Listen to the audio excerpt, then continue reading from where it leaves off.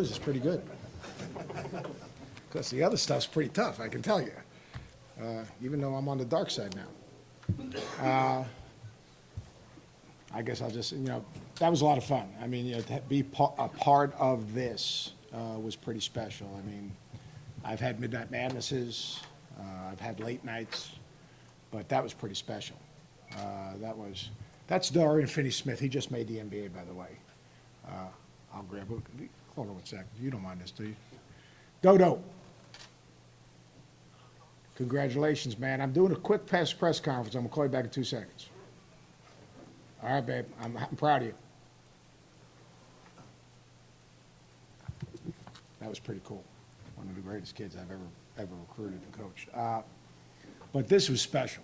I mean, you can see the passion, the ownership, the energy, and the tradition right there. I mean, like the second I'm not one to write stuff down. I'm not one to, even when we do game day, I don't have 8,000 pieces of paper in front of me. I talk about basketball, and that's what I do for a living. So, like, I thought about a couple things, and I figured I'd walk out there and kind of figure out what was going on. And, what I said is how I felt. I mean, you could feel the tradition. You could feel the ownership. You could feel the passion. And that's what makes this place, special. I mean, that's what makes Indiana, Indiana. I had a chance to watch them practice today, and it's fun watching this team play. I mean, the key term everyone's talking about now is positionless basketball, but you can't play that way unless you develop players. You can't play that way unless you do those things every single day. And, I thought the practice really was a great example of kind of what I call pushing the sides of the box out, making guys uncomfortable so that they can improve. And they're a long way from where they need to be. And, probably a bunch of you guys in here wrote obituaries for them last year and after Hawaii. So, I mean, they're not where they are. Where they are right now is not where they're going to be in December, January, February, March. That's just the way it is. And that's just part of college basketball today, because the game is getting younger and you got to develop players, and there are good teams, and the light bulb goes on for different teams at different times. But it seems like they got a great sense of community and a great trust, and I think what they went through last year was kind of solidifies that. I think the best thing of the whole night was that video right before, that 3-minute video, not the 15-minute video. That 3-minute video to me was, I don't know who did it, but that was really cool, because that's kind of what it's all about. When adversity hits, staying together, continuing to work, trusting each other, respecting the process and blocking all the static out. And that's what they were able to do last year, and that was pretty impressive. As a coach, it's the hardest thing to do is deal with adversity and get your team back. And that was pretty impressive to me. So I'll answer any questions. And yes. What 3 players stood out to you the most when you watched the actual practice? 3 players stood out to me the most. OG is he makes stuff look easy. I mean, he really does. He makes the game look really easy. Thomas's versatility and confidence in doing those things probably, and Robert Johnson shot it. I mean, he really shot it in practice today. He had a terrific practice. And as well as he shot it, I mean, and I told Tom this, and I actually told Robert it when I spoke to the team, is like, it's great he can make shots, but where he needs to, in my opinion, where he needs to be the guy that, along with OG, who's just a lockdown defender. He could be a terrific perimeter lockdown defender who also happens to make shots. But he had a really, really good practice today. And I thought he was very impressive. Just confident and was poised and went hard and processed stuff. So that's really hard. I mean, they've got a lot of terminology, and they're playing off of concepts as opposed to out of plays. So it takes a while to get to that point. And that's what, like, the freshmen, they're behind right now. Those freshmen they'll catch up. That's for sure. But it takes a while to get them to play on instinct, and that's what's that's where you practice. Being a coach yourself, what went through your mind hearing Tom Crean's speech before and after giving out the Big Ten championship rings? It's such an emotional thing when you have a shared experience.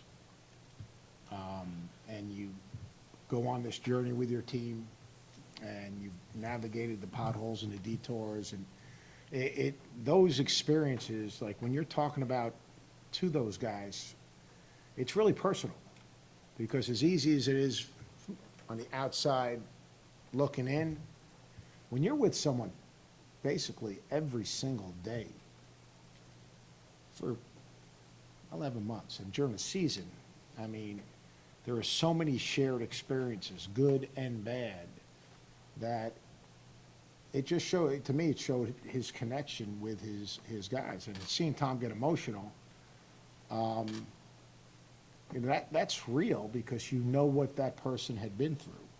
And, you know, you both shared that experience together. And I thought it was genuine. I thought it was heartfelt. And it's probably the thing I missed most about coaching, not being coaching. The only person I impact now is a gambler. You know, I mean, watching, you don't really, you can see, like, to me, my heart breaks for Colin Hartman. I mean, that's just me. I mean, you know, I sat out there, you know, on the bench, and I told the team today, I looked him right in the eye, I said, man, I just feel sick for that kid. Because that kid embodies, like, so much of you want in a guy that plays for you. And he's a very important piece to their team, but forget about that. I mean, that guy was a selfless and good a teammate, so comfortable in his own skin, pretty special kid. I just feel for him, I really do. Anything else? Pete? Seth, what do you see in terms of the ceiling of this team?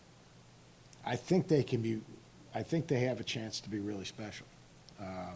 You know, I think that it's going to be different, because at the end of a clock, you're not going to be able to give it to Yogi and have him go make a play, so they got to figure out how they're going to play, whether they're going to flow or get the ball in his hands. I mean, I think that's going to be a big decision.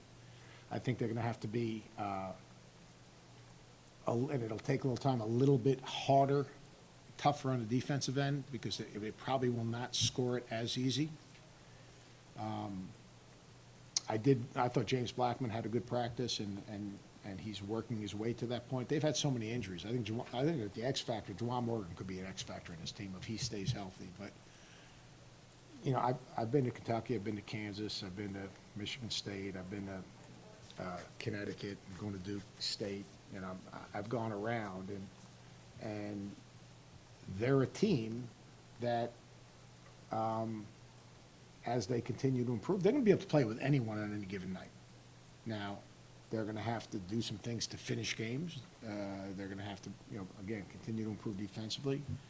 But they've got enough pieces. Look, they got a low post guy that can score, that can also step out. They got a tough matchup in OG. James Blackman makes shots. Robert Johnson should be a very good defender. They've got, you know, a guy like Juwan, who's got a versatility. If you go through their roster, they got a lot of pieces. Now, figuring out how to get those pieces together, rotations, substitution patterns, and things of that. And this time of year, I get a kick when, you know, guys go in and, well, I see these guys as the starting five, and I don't know. These teams are all a work in progress. And how you deal with adversity, how you deal with injuries, how you deal with how much better, like I told these kids just now, I mean, like, this was great. But, like, tomorrow's a whole lot more important than today. Like, you can have the same enthusiasm in January that you had today. So, I mean, like, as teams grow, which I think this team will, they're going to be, and there are about 20 teams, there's a couple that might have separated themselves a little, but there's about 20 teams that, to be honest with you, they can get on a 4-game win streak. You know, Syracuse last year, who saw that coming? And this is, you know, that's the same type of thing. Anything else? Guys, have a fun season. I'll be back in a few minutes. I'm going to go through and see if I've got some season credentials and parking for some of you. See if we've got that.